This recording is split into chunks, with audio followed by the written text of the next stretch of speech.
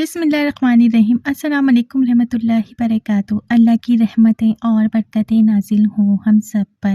محترم ناظرین، آج ہم بات کریں گے حضرت عائشہ صدیقہ رضی اللہ تعالیٰ عنہا کے اولاد کیوں نہ ہوئی۔ کیا حضرت عائشہ صدیقہ رضی اللہ تعالیٰ عنہا باج تھیں؟ اور اگر ان کے اولاد نہیں ہوئی تو ان کی کنیت کس طرح رکھی گئی اور کس کے نام پر رکھی گئی؟ ویڈیو کو اسکپ کیے بغیر اینڈ تک ضرور دیکھیں۔ چینل پہ نئے ہیں تو چینل کو سبسکرائب کر دیجئے۔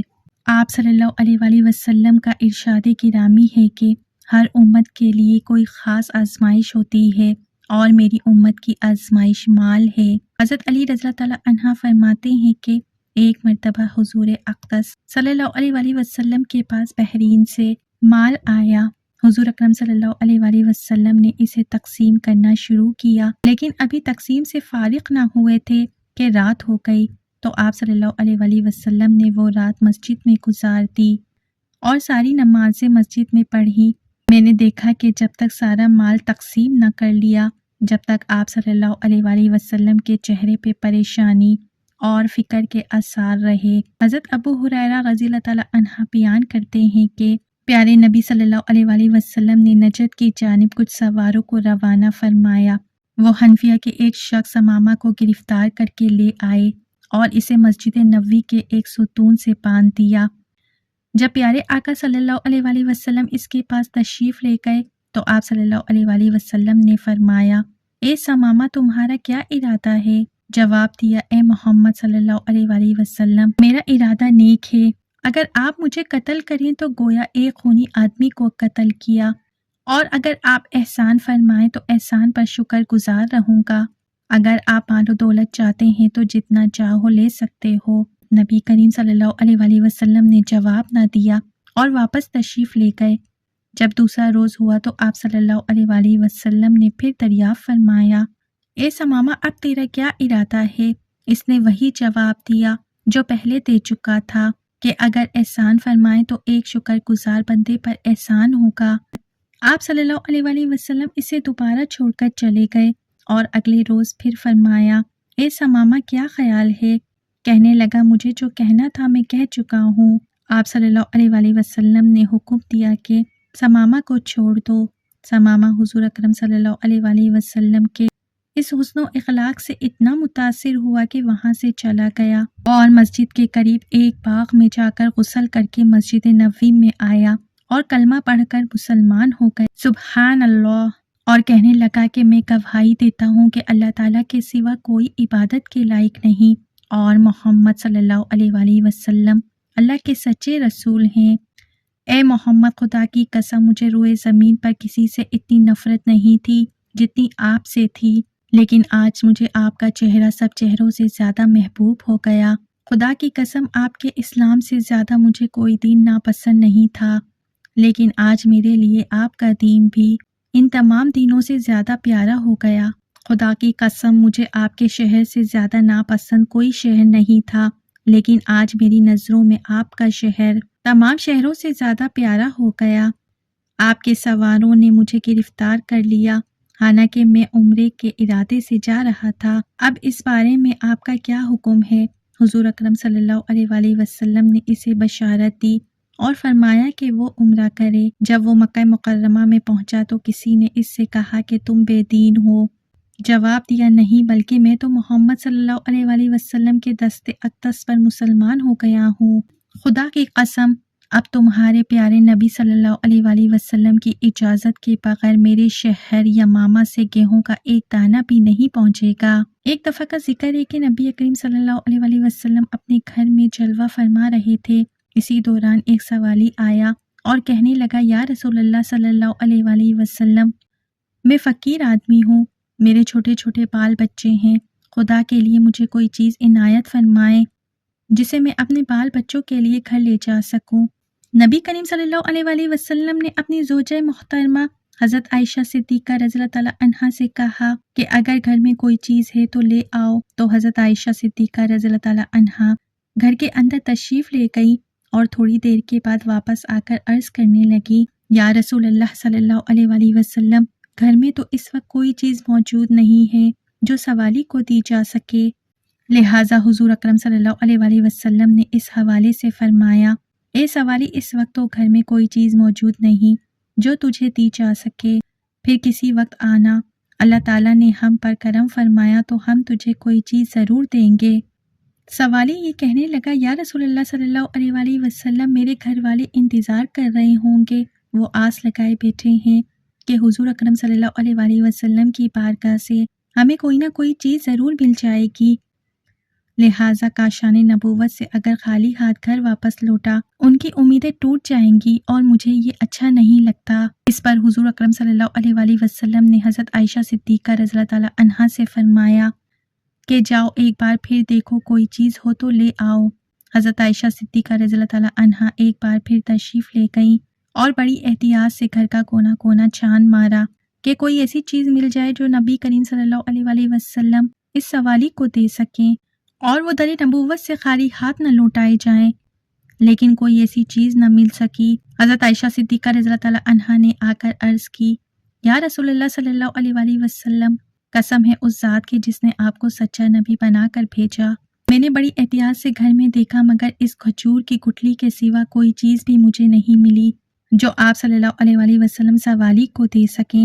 آپ صلی اللہ علیہ وآلہ وسلم نے حضرت عائشہ صدیقہ رضی اللہ تعالیٰ عنہا کے ہاتھ سے کھجور کی وہ گٹھلی لے کر اس سوالی کو عطا کر دی اور فرمایا، اے سوالی، ناراض مت ہونا کیونکہ میرے گھر میں اس وقت صرف یہی ایک گٹھلی ہے، اس کے سوا اور کوئی چیز موجود نہیں ہے۔ سائل نے وہ گٹھلی لی اور پھر گھر واپس چلا گیا۔ گھر جا کر اس نے کہا کہ اللہ کے نبی کے گھر میں اس گٹھلی کے سوا کچھ نہیں تھا، آپ صلی اللہ علیہ وآلہ وسلم نے ہمیں عنایت فرما دی۔ پھر جب انہیں بھوک نے خوب ستایا اور بھوک کی وجہ سے نڈھال ہونے لگے تو اچانک اس آدمی نے وہی گٹھلی اپنے منہ میں رکھی اور اسے چوسنے لگا۔ اس نے محسوس کیا کہ اس گٹھلی میں سے دودھ اور شہد نکل کر اس کے حلق میں داخل ہو رہا ہے۔ وہ کافی دیر تک اس گٹھلی میں سے دودھ اور شہد کو چوستا رہا۔ جب وہ سیر ہو گیا تو اس نے اپنی بیوی سے کہا، بڑی حیرانگی کی بات ہے کہ اس گٹھلی میں سے دودھ اور شہد نکلتا ہے، لو تم بھی چوس کر دیکھ لو۔ یہ کہہ کر اس نے گٹھلی اپنی بیوی کو دے دی۔ اس نے وہ گٹھلی منہ میں رکھی تو واقعی اس میں سے دودھ اور شہد نکلنے لگا۔ اس طرح جب وہ سیر ہو گئی تو باری باری سب گھر والوں نے اس گٹھلی کو چوس کر دودھ اور شہد سے اپنی بھوک مٹا لی اور اللہ تعالیٰ کا شکر ادا کیا۔ پھر انہوں نے اس گٹھلی کو تبرک سمجھ کر کپڑے میں لپیٹ کر رکھ دیا۔ جب دوسرا دن آیا اور اس عورت کو بھوک لگنے لگی تو اسے اس گٹھلی کا خیال آیا، لہٰذا وہ گئی اور جس کپڑے میں اس نے اسے لپیٹ کے رکھا تھا وہ اٹھا کر لے آئی۔ جب اس نے کپڑے کو کھول کر دیکھا تو وہی گٹھلی سرخ یاقوت بن چکی تھی جس کی روشنی سے سارا گھر چکمگانے لگا۔ وہ بڑی حیران ہوئی۔ بہرحال اس نے وہ گٹھلی لے لی اور بازار میں چلی گئی جہاں اس نے 60,000 درہم کے عوض بیچ دی۔ اس طرح نبی کریم صلی اللہ علیہ وآلہ وسلم کی برکت سے ان کی بھوک بھی ختم ہو گئی اور افلاس اور تنگدستی بھی گئی۔ حضرت جابر سے روایت ہے کہ کبھی ایسا نہ ہوا کہ حضور اکرم صلی اللہ علیہ وآلہ وسلم سے کسی چیز کا سوال کیا گیا ہو اور آپ نے جواب میں نہ فرمایا ہو۔ ام المؤمنین حضرت عائشہ صدیقہ رضی اللہ تعالیٰ عنہا کی ولادت باسعادت کے 5ویں سال ماہ شوال 614 ہجری بامقام مکے میں حجاز مقدس میں ہوئی۔ آپ کا بچپن مکہ مکرمہ میں گزرا اور 9 سال کی عمر میں مدینہ طیبہ کی طرف ہجرت کی۔ اس کم سنی اور کم عمری میں یادداشت اور قوت حافظہ اتنا مضبوط تھا کہ ہجرت نبوی کے تمام واقعات اور ان کی جزیات بھی یاد ہو گئیں۔ آپ سے بڑھ کر کسی صحابی نے احوال ہجرت مفصل بیان محفوظ نہیں رکھا۔ سیدہ عائشہ صدیقہ رضی اللہ تعالیٰ عنہا کی کوئی اولاد نہ تھی۔ ایک بار حضرت عائشہ صدیقہ رضی اللہ تعالیٰ عنہا نبی کریم صلی اللہ علیہ وآلہ وسلم سے کہنے لگیں کہ میرا بھی دل کرتا ہے کہ میں کنیت رکھوں لیکن میرے کوئی اولاد نہیں ہے، تو آپ صلی اللہ علیہ وآلہ وسلم نے فرمایا کہ اپنے بھانجے عبداللہ کے نام پر کنیت رکھ لو، جس پر انہوں نے اپنے بھانجے سیدنا عبداللہ بن زبیر کے نام پر کنیت رکھ لی۔ ام المومنین سیدہ خدیجہ رضی اللہ تعالیٰ عنہا کی وفات کے بعد آپ صلی اللہ علیہ وآلہ وسلم تنہا تھے اور کوئی غم گسار نہیں تھا۔ یہ حالت آپ صلی اللہ علیہ وآلہ وسلم کے قریب رہنے والوں سے دیکھی نہ جاتی تھی۔ اسی دوران سیدہ خولہ بنت حکیم رضی اللہ تعالیٰ عنہا نے آپ سے کہا کہ آپ اتنے پریشان رہتے ہو، شادی کیوں نہیں کر لیتے؟ آپ نے فرمایا کہ مجھ سے کون شادی کرے گا؟ انہوں نے کہا کہ ایک رشتہ تو سیدنا ابو بکر کے گھر ہے اور دوسرا رشتہ سیدہ سودا بنت زمعہ کا ہے۔ چنانچہ وقت نے دونوں کو نبی کریم صلی اللہ علیہ وآلہ وسلم کے گھر میں جمع فرما دیا۔ آپ صلی اللہ علیہ وآلہ وسلم کی طرف سے پیغام نکاح بھی سیدہ خولہ لے کر گئی تھی۔ سیدنا ابو بکر صدیق رضی اللہ تعالیٰ عنہ سے مشاورت کے لیے وقت مانگا۔ وہ تشریف لائے، ان کے سامنے بات رکھی۔ انہوں نے فرمایا کہ بات تو بڑی باسعادت کی ہے، لیکن آپ صلی اللہ علیہ وآلہ وسلم نے مجھے منہ بولا بھائی بنایا ہوا ہے کہ میری بیٹی ان کی بیوی، تو یہ کیسے ممکن ہے؟ سیدہ خولہ یہ مشکل آپ صلی اللہ علیہ وآلہ وسلم کے پاس لے کے گئیں تو آپ صلی اللہ علیہ وآلہ وسلم نے فرمایا وہ میرے دینی بھائی ہیں۔ سیدنا ابو بکر صدیق رضی اللہ تعالیٰ عنہ نے آپ صلی اللہ علیہ وآلہ وسلم سے اپنی بیٹی کا رشتہ قبول فرما لیا، اور یوں سیدہ عائشہ کا نکاح آپ صلی اللہ علیہ وآلہ وسلم سے ہو گیا، اور جلد ہی حضرت عائشہ صدیقہ رضی اللہ تعالیٰ عنہا نبی کریم صلی اللہ علیہ وآلہ وسلم کے نکاح میں آ گئیں۔ یہ دور ان کی تعلیم و تربیت کا حقیقی طور بنا۔ حضرت عائشہ صدیقہ رضی اللہ تعالیٰ عنہا نے جو کچھ سیکھا وہ آج پوری امت مسلمہ خصوصاً مسلمان عورتوں کے لیے بھلائی اور نجات کا سامان بنا ہوا ہے۔ نبی کریم صلی اللہ علیہ وآلہ وسلم پوری کائنات کے معاملے میں اعظم کی حیثیت سے حضرت عائشہ صدیقہ رضی اللہ تعالیٰ عنہا کی تربیت فرماتے تھے۔ حضرت عائشہ صدیقہ رضی اللہ تعالیٰ عنہا کی عمر نکاح کے وقت کم تھی۔ اس کی وجہ یہی ہے کہ ان کے ذریعے امت کی عورتوں کی تعلیم و تربیت کا کام لینا مقصود تھا۔ حضرت عائشہ صدیقہ رضی اللہ تعالیٰ عنہا کو اللہ رب العزت نے خوب ذہانت عطا فرمائی تھی۔ ان کے ہوتے ہوئے آپ کے سامنے جب بھی کوئی مسئلہ درپیش آتا تو آپ صلی اللہ علیہ وآلہ وسلم سے پوچھ لیتی، اور جب آپ صلی اللہ علیہ وآلہ وسلم مسئلہ واضح فرما دیتے تو انہیں ازبر کر لیتی۔ یہی وجہ ہے حدیث کی کتابوں میں حضرت عائشہ صدیقہ رضی اللہ تعالیٰ عنہا سے روایت کردہ حدیثوں کی کافی تعداد موجود ہے۔ امام بخاری اور امام مسلم کے مطابق حضرت ابو ہریرہ رضی اللہ تعالیٰ عنہ اور حضرت عبداللہ بن عمر رضی اللہ تعالیٰ عنہ کے علاوہ کسی صحابی نے حضرت عائشہ صدیقہ رضی اللہ تعالیٰ عنہ سے زیادہ حدیثیں روایت نہیں کی۔ ام المومنین حضرت عائشہ صدیقہ حضور پاک صلی اللہ علیہ وآلہ وسلم کے نکاح میں شوال کے مہینے میں آئیں، اور شوال کے مہینے میں ہی آپ رضی اللہ تعالیٰ عنہ کی رخصتی ہوئی۔ حضرت ابو بکر رضی اللہ تعالیٰ عنہ فرماتے ہیں کہ ام المومنین حضرت عائشہ صدیقہ رضی اللہ تعالیٰ عنہ اسی وجہ سے یہ بات پسند کرتی تھی کہ اس کے خاندان اور دوسرے تعلق دار لوگوں کی خواتین بھی اپنے خاوندوں کے پاس شوال کے مہینے میں ہی جائیں۔ ام المؤمنین حضرت عائشہ صدیقہ رضی اللہ تعالیٰ عنہ کے فضائل میں سے ہے کہ حضور اکرم صلی اللہ علیہ وآلہ وسلم نے آپ رضی اللہ تعالیٰ عنہ کے علاوہ کسی دوسری کنواری عورت سے شادی نہیں فرمائی، اور وہ ذوق آپ صلی اللہ علیہ وآلہ وسلم اپنے تمام ازواج مطہرات میں سے حضرت عائشہ صدیقہ رضی اللہ تعالیٰ عنہا سے ہی سب سے زیادہ محبت فرماتے تھے۔ یہاں تک کہ آپ رضی اللہ تعالیٰ عنہا اگر کسی چیز کی خواہش کرتی تو آپ صلی اللہ علیہ وآلہ وسلم اس کو ضرور پورا فرماتے۔ ایک سفر کا واقعہ ہے کہ جب حضور اکرم صلی اللہ علیہ وآلہ وسلم نے ام المؤمنین حضرت عائشہ صدیقہ رضی اللہ عنہا کو نہ پایا تو فرمایا ہائے میری دلہن۔ یہ الفاظ امام مہدی نے نقل کیے ہیں۔ حضرت عائشہ صدیقہ رضی اللہ تعالیٰ عنہا دین کی بہت بڑی عالم اور فصاحت کی دولت سے مالا مال تھی۔ حضرت عائشہ صدیقہ رضی اللہ تعالیٰ عنہا عرب کی تاریخ اور اشعار کی بھی بہت بڑی عالمہ تھی۔ یہی وجہ ہے کہ صحابہ کرام اور تابعین کی بہت بڑی جماعتیں آپ رضی اللہ تعالیٰ عنہا سے احادیث روایت کی ہیں کہ نبی کریم صلی اللہ علیہ وآلہ وسلم نے حضرت عائشہ صدیقہ رضی اللہ عنہا کے لیے 2 راتیں مقرر فرما رکھی تھیں، ایک ان کی اپنی اور ایک حضرت ام المومنین حضرت سودا رضی اللہ تعالیٰ عنہا کی، کیونکہ وہ بوڑھی ہو گئی تھی اور انہوں نے اپنی باری بھی حضرت عائشہ صدیقہ رضی اللہ تعالیٰ عنہا کو دے دی تھی۔ یعنی حضرت عائشہ صدیقہ رضی اللہ تعالیٰ عنہا ام المؤمنین حضرت خدیجہ الکبریٰ رضی اللہ تعالیٰ عنہا کے بعد ازواج میں سے خوش قسمت ترین ہیں، جنہوں نے اللہ کے نبی صلی اللہ علیہ وآلہ وسلم کے ساتھ اتنی زیادہ قربت نصیب فرمائی۔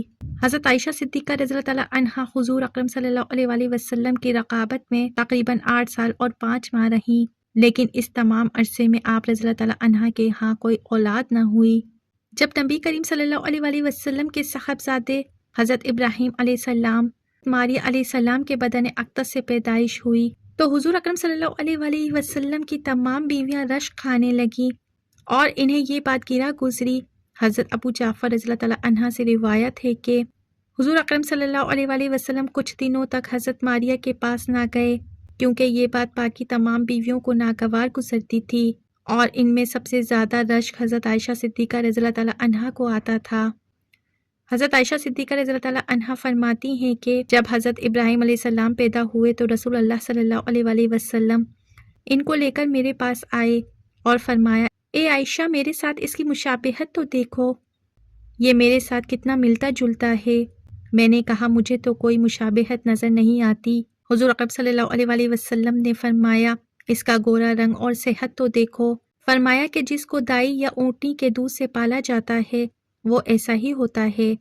حضور اکرم صلی اللہ علیہ وآلہ وسلم نے چند بھیڑ بکریاں حضرت ابراہیم علیہ السلام کے واسطے مخصوص کر رکھی تھیں، اور ایک اونٹنی کا دودھ بھی انہی کے لیے خاص کیا ہوا تھا۔